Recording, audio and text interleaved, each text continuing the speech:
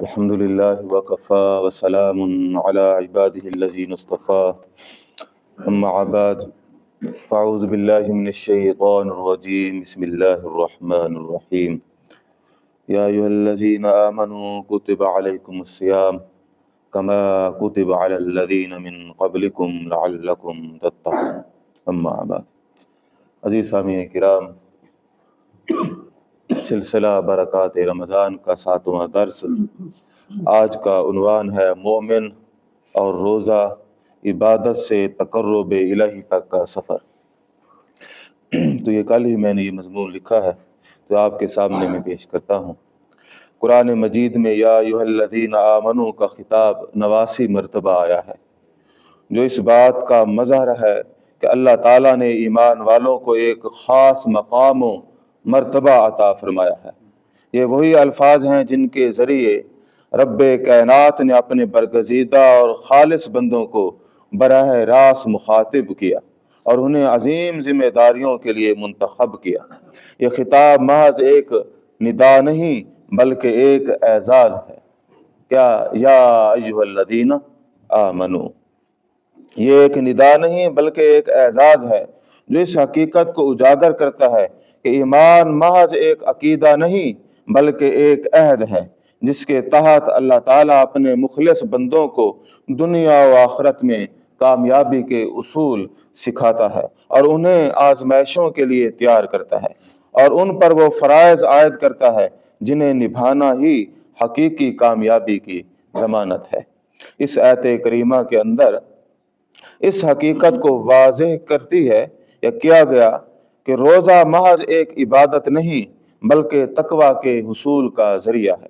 سب سے پہلے خطاب یا ایھا الذین آمنو کے ذریعے کیا گیا، یا ایھا الذین آمنو کے ذریعے کیا گیا، جو اس حقیقت کی طرف اشارہ ہے کہ روزے کی فرضیت انہی پر عائد ہوتی ہے جو ایمان رکھتے ہیں۔ اعمال صالح کی بنیاد ایمان پر رکھی گئی ہے۔ اگر ایمان مستحکم نہ ہو تو عمل بے روح اور بے تاثیر ہو جاتا ہے۔ ایمان کے بغیر اعمال ایک بنجر زمین کی مانند ہوتے ہیں جہاں کوئی نیکی اور اطاعت بار آور نہیں ہو سکتی۔ یہی وجہ ہے کہ قرآن کریم نے سب سے پہلے ایمان کو مضبوط کرنے پر زور دیا۔ ایمان وہ جوہر ہے جو اعمال کو زرخیزی بخشتا ہے اور بندے کو اللہ کی رضا کے قریب کرتا ہے۔ یا ایھا الذین آمنو کی حقیقت یہی ہے کہ پہلے ایمان کی تکمیل ہو، پھر اعمال کی قبولیت آسان ہو جائے گی۔ جب نبی کریم صلی اللہ علیہ وسلم کو منصب نبوت عطا فرمایا گیا تو سب سے پہلے آپ نے انسانیت کو ایمان کی دعوت دی، کیونکہ ایمان ہر عبادت کی بنیاد اور ہر عمل کی روح ہے۔ جب صحابہ کرام رضوان اللہ علیہم اجمعین کے قلوب میں ایمان راسخ ہو گیا تو تب جا کر عملی احکام اور عبادات فرض کی گئیں۔ سب سے پہلے نماز فرض ہوئی، پھر روزہ، اور یوں ایمان کی مضبوطی کے ساتھ عبادات کو اپنانا آسان ہوتا گیا۔ ہم پیدائشی مسلمان ضرور ہیں مگر حقیقی ایمان کے بغیر ہماری عبادات میں وہ روحانی تاثیر باقی نہیں رہتی جو اعمال کو مقبولیت اور استقامت عطا کرتی ہے۔ یہی وجہ ہے کہ ہم عبادات کو رسمی طور پر تو بجا لاتے ہیں مگر ان پر ہمیشگی اختیار نہیں کر پاتے۔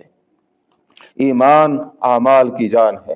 اگر ایمان کمزور ہو تو عبادت بے جان اور محض رسمی مشق بن کر رہ جاتی ہے۔ لہٰذا ضروری ہے کہ ہم سب سے پہلے اپنے ایمان کی تجدید اور تقویت پر محنت کریں تاکہ ہمارے اعمال محض رسوم نہ رہیں بلکہ وہ عبادات کی حقیقی روح اور نور سے معمور ہو جائیں جو بندے کو اللہ کے قریب اور آخرت میں کامیابی سے ہمکنار کر دیتی ہیں۔ تو ہم دیکھتے ہیں کہ نماز پڑھتے ہیں لیکن اللہ تعالیٰ تو فرماتے ہیں کہ یہ ان الصلاۃ تنہی عن الفحشاء والمنکر، تو لیکن وہ آدمی نماز بھی پڑھتا ہے اور فحاشی کا بھی دل دادا ہے، روزہ بھی رکھتا ہے، تقوی جیسی سہولت اور اللہ کا انعام بھی حاصل نہیں ہوتا، تو ہمارے ہاں عبادات رسم بن جاتی ہیں۔ کیوں؟ پیچھے روح ایمانی کار فرما نہیں ہوتی۔ مومن کے لیے روزہ محض ایک فریضہ نہیں بلکہ ایک تربیت گاہ ہے जहां वो अपनी ख्वाहिशात को काबू में रखकर तकवा की मनाजिल तय करता है। जैसे चांदनी रात में समंदर का पानी अपनी रवानी में मजीद लतीफ हो जाता है, वैसे ही रोजा मोमिन के वजूद में ईमान की ताजगी और नूर को उजागर करता है। ये इबादत उसे सिखाती है कि भूख की शिद्दत में भी शुक्रगुजारी की मिठास, प्यास की तपिश में भी अल्लाह की मोहब्बत का सरूर और नफ्स की आजमाइश में भी सब्र का जमाल पिन्हा होता है।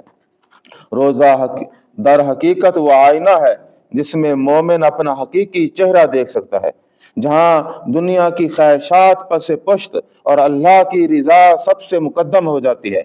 ये कुर्ब इलाही की वो सीढ़ी है जिस पर कदम रखते ही इंसान दुनिया की आलाइशों से बुलंद होकर आसमानी तहारत की तरफ बढ़ने लगता है। जब एक मोमिन रोजा रखकर इफ्तारी के वक्त अल्लाह की बारगाह में दुआ करता है तो ऐसा लगता है जैसे सब्र की महक, ईमान की रोशनी और बंदगी की मेराज एक साथ परवान चढ़ रही हो। ऐसी हरारत ईमानी कहाँ से नसीब हो? वही हरारत जो सीनों को ईमान की रोशनी से मुनव्वर कर दे, जो दिलों में इखलास की शमें जला दे, जो रूह को बंदगी के हकीकी ज़ौक़ से आशना कर दे। ये हरारत हमें किसी और जरिए से नहीं बल्कि कुरान करीम की बदौलत ही हासिल होगी। कुरान वो नूर है जो दिलों की तारीकी को मिटाकर उन्हें ईमान की रोशनी अता करता है। वो हिदायत है जो गुमराही के गर्दाब से निकाल कर सिरात मुस्तकीम पर गामजन करती है। वो नुस्खा शिफा है जो कल्ब और रूह की तमाम बीमारियों का इलाज करता है। लेकिन इसके लिए ज़रूरी है कि हम कुरान से लौ लगा लें, उसे अपना हकीकी हादी और रहनुमा माने और उससे अपने ताल्लुक मजबूत करें।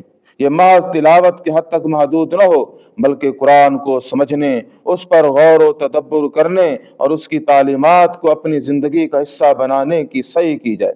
जब मोमिन कुरान से जुड़ जाता है तो उसके अंदर वो ईमानी हरारत पैदा हो जाती है जो उसे हर बातिल के खिलाफ सर बुलंद और हर आजमाइश में साबित कदम और हर घड़ी अल्लाह के कुर्ब का तलबगार बना देती है। यही वो ताल्लुक है जो एक मुर्दा दिल को जिंदा करता है, जो एक मुंतशर रूह को सुकून व यकीन अता करता है।